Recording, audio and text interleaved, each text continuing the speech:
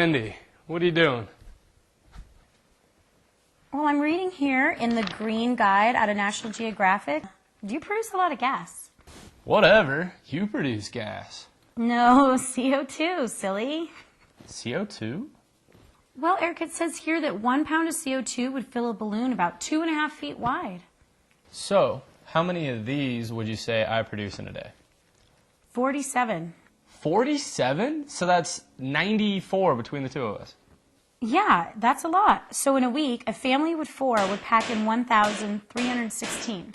And in a year, 68,432. I mean, that's enough to fill a 9-story building 100 feet wide on each side. It's a lot. Yeah, well, I read too, and I read somewhere that the more CO2 in the air, the more heat is trapped in our atmosphere. Yeah, they're calling it global warming. Well, how can I cut back on my own carbon emissions? There's a 10-step diet in here to help you reduce your carbon emissions every week.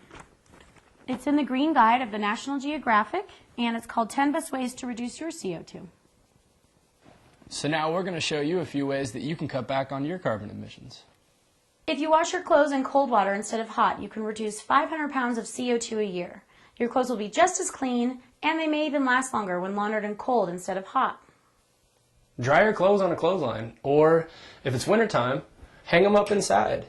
Dryers produce 1,450 pounds of CO2 per year, and the heat from the dryer damages our fabric. So save your garments, lower your electric bill, and spare the planet. Hang up half of your clothes on a clothesline. Plus, sunlight is the most efficient stain remover out there.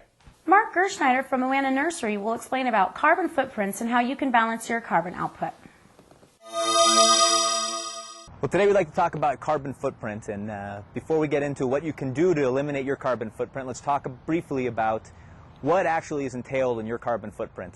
Carbon footprint is basically broken down into 3 primary categories: living, exertion of carbon into the environment, and transportation into the environment. And transportation is broken down into 2 subcategories. One is air travel and the other is vehicle travel using cars and trucks.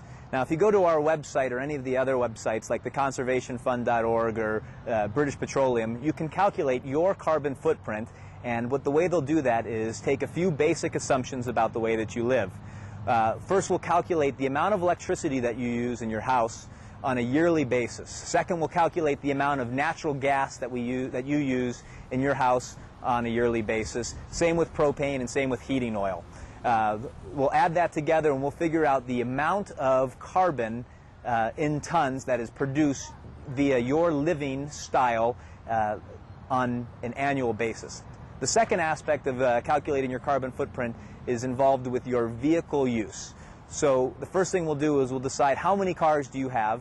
The next thing we'll do is we'll take the fuel efficiency of these cars. And the third thing that we'll do is we'll take the amount of annual miles you travel. Again, all of these numbers are rough, and it's just going to give you a generic idea of what kind of carbon exertion you have on the environment. The third and final category will be air transportation. And basically we'll take an average of the annual miles that you fly and we'll turn that into tons of carbon emitted into the environment. Now, the interesting thing that we like to do at Moana Nursery is tell you how you can eliminate this carbon footprint once you've added up all 3 categories. So your living category, your vehicle transportation category, and your air transportation category. Finally, we'll divide that by the average amount of carbon that a full-size tree or a mid-size tree will utilize on an annual basis, and that's about 1.33 tons of carbon every year. So once you've added that up, you can divide by 1.33, and it's going to tell you exactly how many trees you need to plant to counteract that carbon on an annual basis. In my instance, I need 14.3 trees, so we'll round up to 15 trees a year to eliminate my carbon footprint.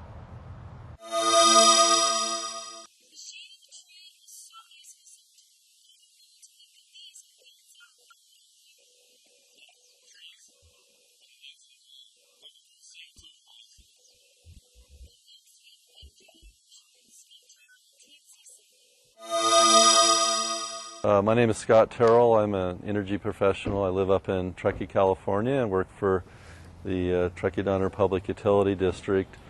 I've been involved in energy programs for communities for the last 25 years through public utilities in California. And a big part of what I've been doing is doing residential and business energy audits, showing homeowners and business people how to reduce their energy costs and help them become more profitable.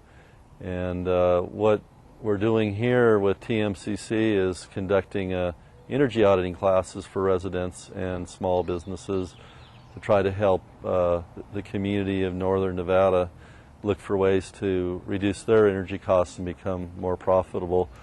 We have about 26 students in the class right now who are very interested in becoming energy auditors and being involved in the workforce, conducting energy audits. My name is Neil Mock. I'm a student in Scott Terrell's class at Truckee Meadows Community College, having to do with energy auditing.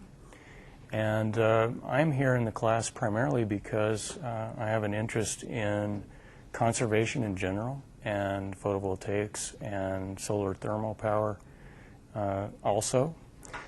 And I feel that all citizens, regardless of their occupation, can learn an awful lot about how we might leave a smaller carbon footprint on the planet. So if you live in northern Nevada and you're interested in reducing your energy bills, whether you're a homeowner or a business person, the first thing you probably should consider doing is contacting your local utility company and seeing if they provide energy auditing services. Most utilities do provide energy auditing services for their customers free of charge.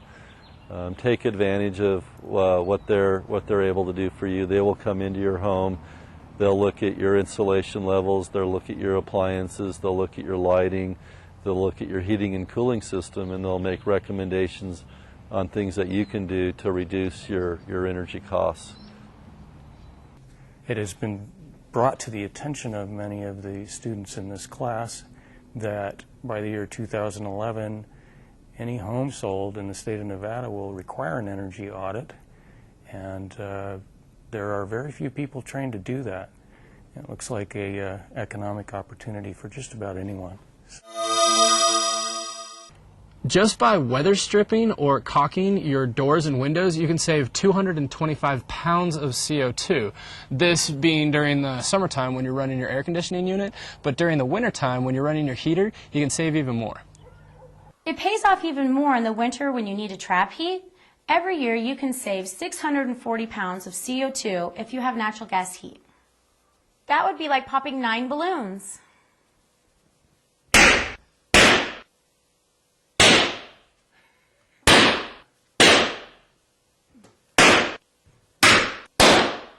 Reduce your carbon emissions and see how many balloons you can pop.